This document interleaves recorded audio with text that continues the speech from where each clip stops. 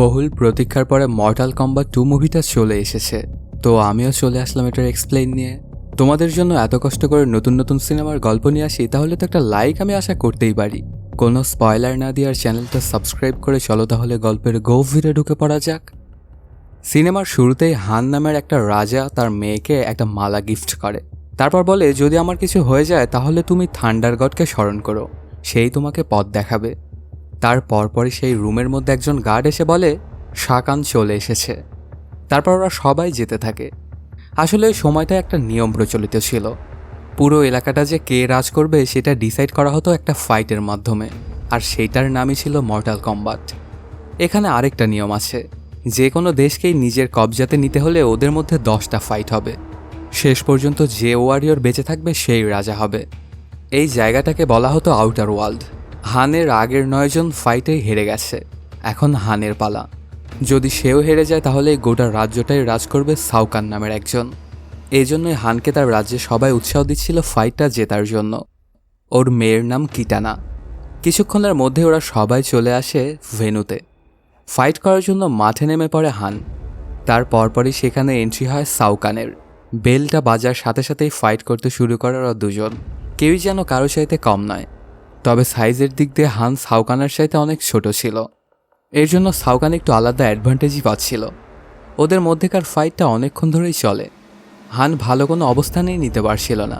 সাউকান ব্যবহার করত বিশাল বড় একটা হ্যামার। মারামারির এক পর্যায়ে সাউকানের হ্যামারটা গিয়ে দূরে পড়ে যায়। তখন হান ওকে মারতে শুরু করে। ওর গায়ের বিভিন্ন জায়গায় হিট করছিল তার অস্ত্রটা দিয়ে। এমনভাবে কিছুক্ষণ চলার পরে সাউকান হানের চাকুটা ধরে ফেলে আর তার নিজের হাতের মধ্যে ঢুকিয়ে দেয়। এটা খুবই বাজে অবস্থা হয়ে যায় হানের। তারপর এক পর্যায়ে ওর হাতের সবগুলো আঙুলই কেটে ফেলে। এটাতে অনেক জোরে চিল্লাচিল্লি করতে শুরু করে দেয় হান। এই ব্যাপারটা দেখে রাজ্যের সবাই তো অনেক কষ্ট পেয়ে যায়, কিন্তু ওদের তো আর কিছুই করার ছিল না। তারপর সাউকান নিজের হ্যামারটা হাতে নিয়ে ওর মাথা একদম ভর্তা করে ফেলে। এতে সেখানে থাকা সবাই কান্নায় ভেঙে পড়ে। আজকে থেকে পুরো রাজ্যটা রাজ করবে সাউকান। হানের বউ অবশ্য সাউকানের কিছু সোলজারকে মেরেছিল, কিন্তু তারপরেও রুলস মোতাবেক ওদের সবাইকে নীল ডাউন করতে হয়। তখন আস্তে আস্তে কিটানা যায় তার বাবার কাছে এবং একটা কাপড় নিয়ে নিজের চুলের সাথে বেঁধে ফেলে। সাউকানকে দেখেও সে এক ফোঁটাও ভয় পাচ্ছিল না। এরপর কেটে যায় কয়েক বছর। 2টা মেয়ে একটা জঙ্গলের মধ্যে ফাইট করছে। ওর মধ্যে একজন কিটানা আর অন্যজন হচ্ছে তার ট্রেনার জেড। কিটানা এখন আগের চাইতে অনেক ভালো ফাইটার হয়ে গেছে। আসলে ওর বাবা মারা যাওয়ার পর থেকে সে আজ পর্যন্ত শুধু ট্রেনিংই করে যাচ্ছে। এক পর্যায়ে সে তার ট্রেনার জেডকেও হারিয়ে ফেলে। ছোটবেলা থেকে ওরা দুজনে একসাথেই বড় হয়েছে। এর জন্য ওরা দুজনই বন্ধুর মতো আর একে অপরকে নিজের বোন ভাবে। এর পরপরই সেখান থেকে প্যালেসে চলে আসে কিটানা। আসলে ওর বাবাকে হারানোর পর থেকেই সাউকান কিটানার মাকে তার বউ বানিয়ে নিয়েছিল, আর কিটানাকে সে তার মেয়ের মতো করেই বড় করছিল। আর অল্প কিছু দিনের মধ্যেই সামনে আরেকটা কম্ব্যাট ফাইট হতে যাচ্ছে। সেটার জন্যই মূলত কিটানা ট্রেনিং করছিল।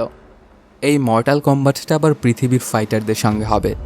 কিছুক্ষণের মধ্যেই সেখানে চলে আসে এক জাদুকর। তখন সাউকাং ওকে জিজ্ঞেস করে একটা রেলিক সম্পর্কে।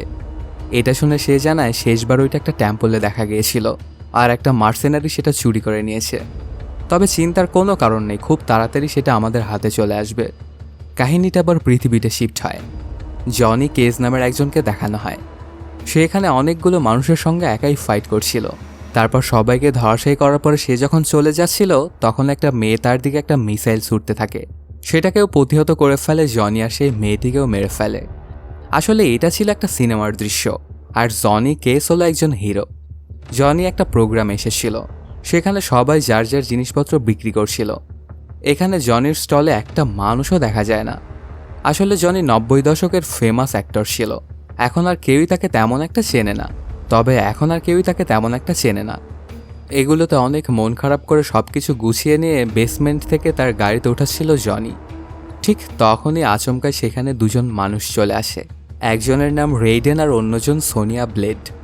ওদের দুজনকে দেখে খানিকটা অবাক হয় জনি, আর সাথে বলে কসপ্লে কিন্তু খুবই সুন্দর হয়েছে। আচমকাই কাইডেন জনিকে বলে, তোমাকে ফাইট করার জন্য পৃথিবী থেকে সিলেক্ট করা হয়েছে। এই ব্যাপারটা অবশ্য জনির মজা হিসেবেই নিচ্ছিল। মর্টাল কম্বাট সম্পর্কে ওকে বললে ওদের কারো কথাই বিশ্বাস করছিল না জনি। তখন কাইডেন তার পাওয়ারটা দেখায়, হাত দিয়ে ইশারা করে থান্ডার বানিয়ে ফেলে। তারপর ওর ভেতর যেতেই উধাও হয়ে যায় কাইডেন। তখন সোনিয়া ওকে জানায়, তুমি আমাদের সাথে চলো, তাহলেই সব কিছু বুঝতে পারবে আর সব কিছু তোমার বিশ্বাসে হবে। তখন জনিও ওদের কথা শুনে চলে আসে সেই জায়গাতে। মাত্রই তো জনি ছিল বেসমেন্টে, কিন্তু কয়েক সেকেন্ডের ব্যবধানে সে এখন কোথায় একটা যেন চলে এসেছে। দেখা যায় সেই প্যালেসের ফাইটিং গ্রাউন্ডে 3 জন ফাইট করছে। ওদের প্রত্যেকেরই আলাদা আলাদা সুপার পাওয়ার রয়েছে। এগুলো দেখে খানিকটা অবাক হয়ে যায় জনি। ওরাও সবাই পৃথিবীরই ফাইটার। আসলে এদেরকে ফাইট করতে হবে সাওকাংয়ের ফাইটারদের সঙ্গে। জনি তো আসলে এদের ধারে কাছেও নেই। তখন কাইডেন্টকে সে জানায় আমার সুপার পাওয়ার কী। কাইডেন্ট তখন বলে, তোমার সুপার পাওয়ার আনার মতো সময় নেই, সেটার জন্য প্রচুর পরিমাণে ট্রেনিং প্রয়োজন, কিন্তু আমাদের হাতে তো অতটা সময় নেই। কিছুক্ষণের মধ্যেই সেখানে বাকি 3 ফাইটারও চলে আসে। ওদের নাম যথাক্রমে লিউ, ইয়ং ও ম্যাক্স। তারপরে মর্টাল কম্বাটের সব নিয়ম সম্পর্কে জানানো হয় জনিকে। 2 টিমের একজন একজন করে ফাইটার ফাইট করবে, যে হারবে তাকে মরতে হবে। এই কথাটা শুনে অনেক বড় মাপের একটা শক খেয়ে যায় জনি। সে তো এখনও মরার জন্য প্রস্তুত নয়। আগে একটা সময় অবশ্য সে ফাইট করত, তার অনেকগুলো ব্ল্যাক বেল্টও রয়েছে, কিন্তু অনেক দিন ধরেই তো এগুলো বাদ দিয়ে দিয়েছিল জনি। এজন্য কোনোভাবেই সে রাজি হয় না ফাইটটা করার জন্য। রেইডেনের পাওয়ার ইউজ করে সে আবার পৃথিবীতে চলে আসে। একটা বারে বসে সে লাল পানি খাচ্ছিল আর এসব ব্যাপার স্যাপার নিয়ে চিন্তাভাবনা করছিল। অন্যদিকে দেখা যায় একটা ফাইটার কম নিয়েই ওরা ফাইট করার জন্য রেডি হয়ে যায়। কিছুক্ষণের মধ্যেই ওদের কাঙ্ক্ষিত সেই সময়টা চলে আসে। প্রত্যেকবার 2টা করে ফাইটার যাবে ফাইট করতে। এবার পৃথিবীর ফাইটারদের মধ্যে থেকে যায় সোনিয়া। আর জনির বারবার না চাওয়া সত্ত্বেও সেও চলে আসে সেই ফাইটের জায়গায়, কারণ সেও এখন মর্টাল কম্বাটের অংশ হয়ে গিয়েছিল। জনি কেসের ফাইটিং অপোনেন্ট কিটানা। জনি তো নিজের ইচ্ছার বাহিরেই সেখানে চলে এসেছিল, আবার এখানে সেই মেয়েকে দেখে সে ফাইট করার জন্য আর রাজি হয় না। কিন্তু ঘন্টাটা বাজার সাথে সাথে ওকে অ্যাটাক করতে থাকে কিটানা। জনি শুধু পালিয়েই বেড়াচ্ছিল। অনেকক্ষণ ধরেই ওদের মধ্যকার ফাইটটা চলমান থাকে। জনি তো ফাইট না করে শুধু পালিয়ে বেড়াচ্ছিল, কারণ সে অনেক দিন ধরেই ফাইট করেনি। তারপরেও কিটানা ওকে তাড়িয়ে ধরে মারছিল। একবারে খুব সহজেই জনিকে হারিয়ে ফেলে কিটানা, কিন্তু জনিকে সে জানে মারে না। আসলে হেরে যাওয়া ফাইটারের সঙ্গে যে কি করা হবে সেটা জিতে যাওয়া ফাইটারটাই ডিসাইড করে। অন্যদিকে সোনিয়ার ফাইট হয় সিন্ড্রেলের সাথে। সোনিয়ার হাতের মধ্যে ছিল জাদুশক্তি, আর সিন্ড্রেলের মুখ দিয়ে বের হতো তার শক্তি। দুজনের মধ্যে অনেকক্ষণ ধরেই ফাইটটা চলমান থাকে। ওরা যে রুমটার মধ্যে ফাইট করছিল সেই রুমে একটু পরপর স্পাইক ওঠে। এটার ভেতরে লাগলেও একদম শেষ। প্রথমে তো সোনিয়া কোনোভাবেই সিন্ড্রেলের সঙ্গে সুবিধা করতে পারছিল না, কিন্তু এক পর্যায়ে সে সিন্ড্রেলাকে জানেই মেরে ফেলে। জিতে যায় সোনিয়া। তার পরপরই সেখান থেকে আবার ফিরে আসে তাদের প্যালেসে। ওকে ফিরে আসতে দেখে তো অনেক খুশি পৃথিবীর সকল ফাইটারই। এদিকে দেখা যায় ভয়ঙ্কর দেখতে এক জাদুকর একটা মৃত মানুষের মুখে হাত দিয়ে কিছু একটা পড়ছিল, আর পাশেই দাঁড়িয়েছিল কিটানা এবং জেড। কিছুক্ষণের মধ্যেই লোকটা তার জীবন ফিরে পায়। ওর নাম কানো। তখন সে জীবিত হয়ে বলতে থাকে, আমার চোখ কোথায়? তারপর পরে ওর মনে পড়ে যায় যে সোনিয়ার সাথে যখন সে ফাইট করছিল তখন তার চোখের মধ্যে কিছু একটা ঢুকিয়ে দিয়েছিল সোনিয়া। আসলে ওই দৃশ্যগুলো মর্টাল কম্বাট 1-এ দেখা গিয়েছিল। তারপর পরে ওকে ওই অ্যামোলেটটা সম্পর্কে জিজ্ঞাসাবাদ করা হয়। কিছুক্ষণের মধ্যেই তার পকেট থেকে সে ওই অ্যামোলেটটা বের করে দেয় ওই জাদুকরকে। সেটা নিয়ে তিনি নিজেই সাওকানকে দিতে যায়। তখন ওই জাদুকরের পিছন পিছন ঘুরতে থাকে কানো, আর তার চোখটা ফিরে পেতে চায়। এক পর্যায়ে ওর উপরে বিরক্ত হয়ে জাদুকর একটা চোখ বানিয়ে ওর দিকে ছুঁড়ে মারে। সেই চোখটা নিয়ে নিজের চোখের জায়গায় লাগিয়ে ফেলে কানো। ওর এই চোখটা দিয়ে আবার লেজার বের হতো। অন্যদিকে দেখা যায় কিটানা একটা জঙ্গলের ভেতর দিয়ে একটা জায়গায় আসে, তারপর গোপন একটা রুমের মধ্যে ঢুকে যায়। সেখানে গিয়ে ওর বাবার দেওয়া মালাটা পরে কিছু একটা করাতে থান্ডারের মাধ্যমে সে চলে আসে পৃথিবীর ফাইটাররা যেখানে ছিল সেই প্যালেসটায়। ওকে এখানে দেখে তো জনি বলে, এই তো আমাকে হারিয়েছে, সে এখানে কি করছে? পরে জানতে পারে যে কিটানা আসলে এদেরকে সাহায্য করে আসছে অনেক দিন ধরেই। এখানে এসেই কিটানা জানায় ওরা কিন্তু অ্যামোলেটটা পেয়ে গেছে। সেটা যদি কোনোভাবে পাওয়ার আপ করতে পারে তাহলে কিন্তু সাওকান হয়ে উঠবে অমর। এগুলো বলেই সে আবার নিজের রাজ্যে ফিরে যায়। সেই রুমটা থেকে যখন বের হয় তখন বাইরেই দাঁড়িয়েছিল জেড। তখন কিটানাকে এসব কাজ করতে বারণ করে দেয় জেড। এরপর যদি এমন কাজ করে তাহলে কিটানাকে যে ঝামেলায় পড়তে হবে এটাও জানায়। কিটানার জানানো সেই ব্যাপার স্যাপারগুলো নিয়ে এরা তো কথা বলতে শুরু করে। ঠিক তখনই সেখানে চলে আসে রেইডেনের ছেলে কুং লাও। কিন্তু আগের বারে ফাইটে তো সে মারা গিয়েছিল। আসলে তার মৃত বডিটা নিয়ে সাওকানের এক জাদুকরকে বাঁচিয়ে তুলেছিল, আর এখন লাও ওদের পক্ষেই হয়ে গেছে। কিছুক্ষণের মধ্যেই আবারও ফাইটের সময় হয়ে যায়। এবার সাউকানের হয়ে ফাইট করবে লাউ। পৃথিবীর এখান থেকেও যাবে 3 জন। তবে সবাইকে অবাক করে দিয়ে লাউ নিজের বাবারই গলা কেটে ফেলে। রেইডেনের গলা দিয়ে থান্ডার বেরিয়ে যাচ্ছিল। সেখান থেকে ফাইটের জন্য ওরা 3 জন উধাও হয়ে গেলে এদের ওপরে অ্যাটাক করে দেয় সাউকানের 2 জাদুকর। রেইডেনের গলা কেটে যাওয়ায় তো তার অনেক বাজে অবস্থা। ওকে ডিফেন্ড করছিল শুধু সোনিয়া, আর জনি থাকা না থাকা তো সমান কথাই।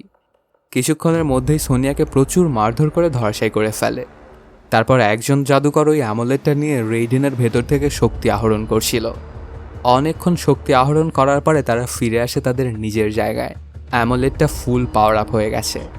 তার পরপরে ওরা দুজনে গিয়ে সেটা সাউকানের বুকের সাথে আটকে দেয়, আর এর মাধ্যমেই সাউকান হয়ে ওঠে অমর। এখন মৃত্যু আর তাকে ছুঁতেও পারবে না। এখানে ইয়ংয়ের ফাইট হবে সাউকানের সাথে। জায়গাটাতে আসার পরপরই শুরু হয়ে যায় দুজনের ফাইট। দুজনে কেউ কারো চাইতেই কম নয়। এখানে ইয়ং মোটামুটি ভালোই ফাইট দিচ্ছিল ওর সাথে, আর মারামারির এক পর্যায়ে তার হাতে থাকা অস্ত্রটা দিয়ে সাউকানের গলা কেটে দেয়। ইয়ং তো ভেবেছিল যে সে জিতে গেছে এবং মেরে ফেলেছে সাউকানকে, কিন্তু সে তো আর জানতো না যে সাউকান অমর হয়ে গেছে এতক্ষণে। কিছুক্ষণের মধ্যেই সাউকানের ক্ষতগুলো আবার ঠিক হয়ে যায়, আর সে তার হ্যামারটা দিয়ে ইয়ংয়ের মাথা ভর্তা করে তারপর পানির মধ্যে ওর বডিটা ফেলে দেয়। এদিকে জ্যাক্সের অপোনেন্ট ছিল জেড। ওরা দুজনে ফাইট শুরু করে। দুজনে মোটামুটি ভালোই পাওয়ারফুল। অনেকক্ষণ ধরেই চলে ওদের দুজনকার মধ্যকার এই ফাইট। এক পর্যায়ে জিতে যায় জ্যাক্স, কিন্তু সে জেডকে জানে মারে না। তখন জেড ওকে জিজ্ঞেস করে আমাকে ফিনিশ কেন করলো না। এটা শুনে জ্যাক্স ওকে জানায়, তোমরা আমাদের একজনকে ছেড়ে দিয়েছিলে, এর জন্য আমি তোমাকে ছেড়ে দিলাম। অন্যদিকে লিউয়ের অপোনেন্ট ছিল কুং। কিছুদিন আগেই ওরা দুজনেই পৃথিবীর হয়ে ফাইট করত। ট্রেনিংও দুজন একসাথেই নিয়েছিল, কিন্তু মারা যাওয়ার পরে কুং অন্য টিমের হয়ে গেছে। এজন্য ওর সঙ্গে প্রথমে লিউ হালকাভাবে ফাইট করছিল, কিন্তু এসব কোনো চিন্তাই ছিল না কুংয়ের মধ্যে। মৃত্যুর দুনিয়া থেকে ফিরে আসাতে এই দুনিয়ার কোনো সেন্সই ছিল না ওর মধ্যে। এদের মধ্যেকার ফাইটটা অনেকক্ষণ ধরেই চলমান থাকে। লিউ কোনোভাবেই কুংকে মেরে ফেলতে চাইছিল না, কিন্তু সে কিছুক্ষণের মধ্যেই বুঝে যায় যে যদি ওকে না মেরে ফেলে তাহলে নিজেকে মরতে হবে। এর জন্য শেষে কুংকে মেরে ফেলতে বাধ্য হয় লিউ। যদিও ওকে মারার সময় অনেক কষ্ট হয়েছিল লিউয়ের। এখন পৃথিবীর ফাইটারদের 3টা উইন আর সাউকানের 2টা উইন। তার পরপরে ওরা দুজনেই ফিরে আসে ক্যাসেলে। ইয়ংকে হারিয়ে ওরা খুবই কষ্ট পেয়ে যায়। তখন আবার নিজের নেকলেসটা ব্যবহার করে এই প্যালেসে চলে আসে কিটানা, আর জানায় সাউকান এখন অমর হয়ে গেছে। ওকে ফাইটে কোনোভাবেই হারানো সম্ভব নয়। তবে একটা উপায় আছে, যে অ্যামুলেটটার মাধ্যমে সে অমরত্ব পেয়েছে সেটা যদি আমরা নষ্ট করতে পারি তাহলে ওকে মারা পসিবল হয়ে যাবে। তবে পোর্টাল দিয়ে তো ওখানে যাওয়া যাবে না, কারণ পোর্টাল দিয়ে গেলে সাউকান বুঝে যাবে যে কেউ ঢুকেছে ওর রাজ্যে। আরেকটা উপায় অবশ্য আছে। ওদের ক্যাসেলটার নিচে একটা রাস্তা আছে, সেখানে অদ্ভুত এক জাতির বসবাস। এর জন্য সেদিকে তেমন একটা রণজোর রাখে না কেউই। অন্য কোনো উপায় না থাকায় ওদেরকে সেই জায়গাতেই যেতে হবে। এখান থেকে ওদেরকে সব কিছু জানিয়ে যখন কিটানা আবার ওই রুমটার মধ্যে থেকে বের হয়, তখন সেখানেই ওর জন্য অপেক্ষা করছিল জেড। তার সাথে ছিল 2 জন সোলজার। তারপর কিটানাকে ধরে নিয়ে চলে যায় ওরা। কিছুক্ষণের মধ্যে ওরা সবাই চলে আসে ওই বস্তিটাতে।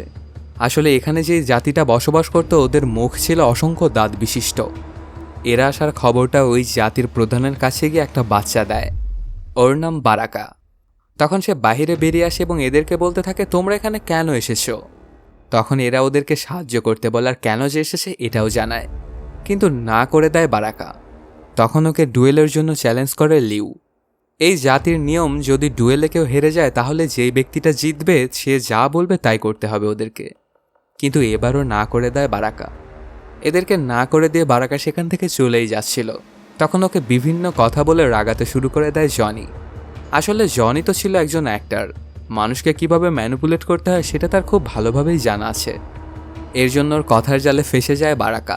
জনি তো বারাকা এবং লিউয়ের ফাইটটা সেট করছিল, কিন্তু ফাইট করার আগে সবাইকে অবাক করে দিয়ে বারাকা জানায় আমি লিউয়ের সঙ্গে নয়, আমি ফাইট করব হচ্ছে জনির সঙ্গে। এইটা শুনে অনেক বড় মাপের শক খেয়ে যায় জনি, সাথে অনেক ভয়ও পেয়ে যায় আর বলতে থাকে আমার সঙ্গে কেন। তখন বারাকা জানায় তুই আননোয়িং, তোকে মারতে পারলে তারপরেই আমার শান্তি। কিন্তু জনি তো এখন আর ফাইট করতে পারে না। এর জন্য সবাইকে ব্যাপারটা বোঝাতে থাকে জনি যে আমার দ্বারা এটা সম্ভব নয়। তবে বারাকা কারো কথা না শুনে ওর সাথে ফাইট করবে বলে পণ করে। এক পর্যায়ে ওদের ফাইটটা শুরুও হয়ে যায়। জনি কোনোভাবেই বারাকার সঙ্গে পারছিল না, শুধু দৌড়ে পালাচ্ছিল। এমনভাবে অনেকক্ষণই চলে ওদের ফাইট। তারপরে এক পর্যায়ে জনি চিন্তা করে যে এই ফাইটটা ওকে করতেই হবে, না হলে ওকে নিজেকে মরতে হবে। তখন সে সিনেমার অভিনয় করার মতো করে ফাইট করতে শুরু করে বারাকার সঙ্গে। বারাকার একটা অ্যাটাকও হিট করছিল না জনিকে। এক পর্যায়ে জনি জোরে করে একটা লাথি মারে বারাকার মেশিনে। এটা অনেক বাজে অবস্থা হয়ে যায় বারাকার। তারপরেও কেন জানি সে খুশি হয়ে বলতে থাকে, আমি আমার জীবনে এত ভালো ফাইটার কোনোদিনও দেখিনি, আজকে থেকে তুমি আমার গুরু। তার মানে জনির ফাইটিং স্টাইলটা খুবই পছন্দ হয়ে গেছে বারাকার। এরপর ওদের সবাইকে চুক্তি মোতাবেক নিয়ে আসে ক্যাসেল গেটে। গেট পর্যন্ত এগিয়ে দেওয়ার পরে বারাকা জানায়, আমাদের ক্যাসেলে প্রবেশ করার অনুমতি নেই। এদিকে কিটানাকে ধরে আনা হয় সাউকানের কাছে। কিটানা যে পোর্টালটা ব্যবহার করে কোথায় গিয়েছিল এটা বারবার ওকে জিজ্ঞেস করতে থাকলেও সে কিছুই বলছিল না। এক পর্যায়ে সাউকান কিটানার মাকে মেরে ফেলার হুমকি দেয়। তখন কিটানা বলে দেয় যে আমি পৃথিবীতে গিয়েছিলাম। এটা শুনে অনেক রাগান্বিত হয়ে যায় সাউকান, আর কিটানাকে বাহিরে নিয়ে গিয়ে শিকল দিয়ে আটকে রাখতে বলে। অন্যদিকে সেই অ্যামোলেটটা নষ্ট করার জন্য চেম্বারে চলে আসে ওরা 4 জন। সেখানে এসে অ্যামোলেটের কাছে যেতে থাকলে ওখানে এসে পৌঁছে সাউকান। ওর সাথে ফাইট শুরু হয়ে যায় এদের। এখানকার সবাই পৃথিবীর ভালো ভালো ফাইটার ছিল, কিন্তু সাউকান তো ছিল অমর। ওকে যতই মারতেছিল কোনো লাভ হচ্ছিল না, তার কোনো ক্ষতি করতে পারছিল না পৃথিবীর ফাইটাররা। তারপরেও লিউ নিজের আগুনের শক্তি দিয়ে সাউকানকে নিচে ধরে রাখে, আর জ্যাক্স গিয়ে সেই অ্যামোলেটটার কেসটা ভেঙে ফেলে। সেটা নিয়ে ধ্বংস করতে যাবে, ঠিক তখনই ওকে আবার ধরে ফেলে সাউকান। এক পর্যায়ে জ্যাক্সের বুকের ভেতরে হ্যামারটা ঢুকিয়ে দেয় সাউকান, মারা যায় জ্যাক্স। তখন সেই অ্যামোলেটটা নিতে যায় আবার জনি, কিন্তু হাওয়ার ভেতর থেকে হঠাৎ করে একজন চলে আসে এবং সেটা নিয়েই পালিয়ে যায়। এর মধ্যেই আবারও নেক্সট কমব্যাটের টাইম চলে আসে। এর জন্য সাউকান সহ সেখান থেকে অনেকেই উধাও হয়ে যায়। এই জায়গাতে এখন শুধু জনি একলাই আছে। কয়েকজন গার্ড এসে ওকে অ্যাটাক করতে যাবে, ঠিক তখনই সেখানে চলে আসে কানো, আর চালাকি করে সেই গার্ডদেরকে মেরে ফেলে। সাথে সে জনিকে সাহায্য করতে চায়। প্রথমে তো জনি ওকে বিশ্বাস করতেছিল না, কিন্তু তারপর ওকে বিশ্বাস করে এবং ওকে নিয়ে চলে আসে পৃথিবীর ওই ক্যাসেলটাতে। ওই অ্যামোলেটটা খুঁজে পেতে এদেরকে সাহায্য করতে চাইছিল কানো, কিন্তু প্রথমে ওকে কেউই বিশ্বাস করছিল না। কিন্তু অ্যামোলেটটা যে কোথায় আছে এটা শুধুমাত্র কানোই জানত। সেটা আছে নেদার রেলমে। মৃত্যুর পরে মানুষ যে জগতে যায় সেটাই হচ্ছে নেদার রেলম। তখন ওকে বিশ্বাস করে না এরা, তাছাড়া তার অন্য কোনো উপায়ও নেই। ওরা আসলে নেদার রেলমে যাবে রেইডেনের পাওয়ারটা ব্যবহার করে। তখন রেইডেন ওদের দুজনকে নেদার রেলমের একটা জায়গাতে পাঠায়। দেখা যায় এখানে হান কাজ করছিল। ওর কাছে গিয়ে বলে, আমাদেরকে পাঠিয়েছে রেইডেন। প্রথমে তো ওদেরকে কোনো সাহায্যই করতে চায় না হান, তবে ওর পরিবারের সঙ্গে যে সাউকান কি করেছে এটা জেনে অনেক রাগান্বিত হয়ে যায় হান, এবং এদেরকে সাহায্য করতে চায় সাউকানকে হারানোর জন্য। চোখের পলকেই ওদের চারিপাশের সব কিছুই পরিবর্তন হয়ে যায়। কত সুন্দর সবুজ ছিল এগুলো সব এখন আগুনে পরিণত হয়েছে। তারপর ওরা 3 জন মিলে ওই অ্যামোলেটটা খোঁজার উদ্দেশ্যে যেতে থাকে। এদিকে দেখা যায় সোনিয়া ও লিউ এসে পৌঁছে সাউকানের সঙ্গে ফাইট করতে। এখানে অনেক মানুষ আগে থেকে উপস্থিত ছিল, আর পাশেই কিটানাকে বেঁধে রাখা হয়েছিল। সোনিয়া ও লিউ দুজনে মিলেও সাউকানের সাথে পেরে উঠছিল না। ওদের দুজনকে একসাথে পিটিয়ে যাচ্ছিল সাউকান। এক পর্যায়ে লিউয়ের পেটের মধ্যে দিয়ে একটা ছুরি ঢুকিয়ে দেয় সাউকান। তখন লিউ বলে, তোকে মারার জন্য চ্যাম্পিয়ন আছে, সেই চ্যাম্পিয়নটা আমি নই। তার পরপরই সে এবং সোনিয়া মিলে কিটানার সব চেইনগুলোই খুলে দেয়। মুক্ত হয়ে যায় কিটানা। এতক্ষণে ওদের দুজনেরই বাজে অবস্থা হয়ে যাওয়াতে পৃথিবীর সকল ফাইটাররাই হেরে গেছে। সাউকান জিতেই যাবে, ঠিক তখনই কিটানা বলে ওঠে, পৃথিবীর এখনও একটা ফাইটার বাকি, আমি পৃথিবীর ফাইটার হিসেবে ফাইট করব। তখন সাউকান ওকে বলে, তোমার শখ হয়েছে তোমার বাবার মতো আমার হাতেই মরার, তাই না? কিন্তু ওর কোনো কথাই শোনে না। কিটানার ফাইট করতে শুরু করে সাউকানের সঙ্গে। অন্যদিকে দেখা যায় হান, কানাও এবং জনি খুঁজে পেয়েছিল সেই অ্যামোলেটটাকে। যে সেটা নিয়ে গিয়েছিল তার নাম স্করপিয়ন। এখানে এসেই ওর সাথে ফাইট করতে শুরু করে, কিন্তু স্করপিয়ন ছিল আসলে অনেক বেশি শক্তিশালী। ওরা 3 জনে মিলিতভাবে ফাইট করার পরেও স্করপিয়নের সঙ্গে পেরে উঠছিল না। অনেকক্ষণ ধরেই চলে ওদের মধ্যকার এই ফাইট। স্করপিয়ন এক পর্যায়ে নিজেকে 2 ভাগে ভাগ করে ওদের সাথে ফাইট করতে থাকে। কিছুক্ষণের মধ্যেই দেখা যায় সেখানে জেডও এসে পড়ে। আসলে জেড এখানে এসেছিল তার বান্ধবী কিটানোকে সাহায্য করার জন্য। এখানে এসে যদি সে ওই অ্যামোলেটটা ধ্বংস করতে পারে তাহলে হয়তো বা কিটানা জিতে যাবে সাউকানের সাথে। আর এখন তো সাউকানের সাথে জেতার কোনো চান্সই নেই, কারণ সাউকান হচ্ছে অমর। ওরা 3 জনে মিলে নিজের পাওয়ারগুলো ব্যবহার করে স্করপিয়নকে মারতে চাইছিল, কিন্তু তারপরে ওরা পেরে উঠছিল না। সাথে অ্যামুলেটটাকেও ধ্বংস করতে পারছিল না। ঠিক তখনই নিজের সুপার পাওয়ারটা পেয়ে যায় জনি, আর সেই গিয়ে ওই অ্যামুলেটটাকে ধ্বংস করতে সাহায্য করে, সাথে স্করপিয়নকেও ডিফিট করে ফেলে। এদিকে রেইডিনের পাওয়ার চুরি করার জন্য সেখানে এসেছিল এক জাদুকর। সে ওর পাওয়ারটা চুরি করতে যাবে, ঠিক তখনই ওই অ্যামুলেটটা ধ্বংস করে ফেলা হয়, আর এর মাধ্যমে রেইডেনের থেকে আগে চুরি করা পাওয়ারগুলো আবার ওর ভেতরে এসে ঢুকে যায়। পুরোপুরি সুস্থ হয়ে যায় রেইডেন। তখন সেই জাদুকরটাকে চরম শিক্ষা দেয় রেইডেন। অন্যদিকে ফাইট করছিল কিটানা ও সাউকান। কিটানা এক পর্যায়ে সাউকানকে একটা আঘাত করে, কিন্তু এবার আর সেটা হিলিং হচ্ছিল না অটোমেটিকলি। তার মানে সাউকানের অমরত্বটা চলে গেছে। এটাতে ওর ওপরে আরও গর্জে বসে কিটানা। দেখতে দেখতে ওর অনেক বাজে অবস্থা করে ফেলে, কিন্তু তারপরেও এত বড় মানুষকে কি আর এত সহজে মারা পসিবল? এক পর্যায়ে সাউকানের গলার ভেতর একটা ছুরি ঢুকিয়ে দিয়েছিল কিটানা।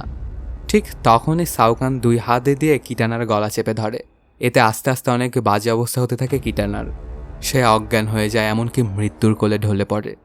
তখন সাউকান হাসতে হাসতে বলে, তুইও তো দেখছি তোর বাবার মতোই দুর্বল। এই কথাটা শুনে আবার আচমকাই কিটানার ভেতরে জান চলে আসে। তখন আবারও সে সাউকানকে মারতে শুরু করে। তারপর তার হেলমেটটা খুলে ফেলে এবং তার মাথার কয়েকটা টুকরো করে ফেলে। এভাবেই মারা যায় সাউকান। সেখানে থাকা সবাই তো কিটানার নাম ধরে জয়ধ্বনি দিচ্ছিল। এরপরে সেই আউট রেলমের রানী হয়ে যায়। এদিকে দেখা যায় বারকার জনগোষ্ঠীকে নিজের বীরত্বের গল্প শোনাচ্ছিল জনি।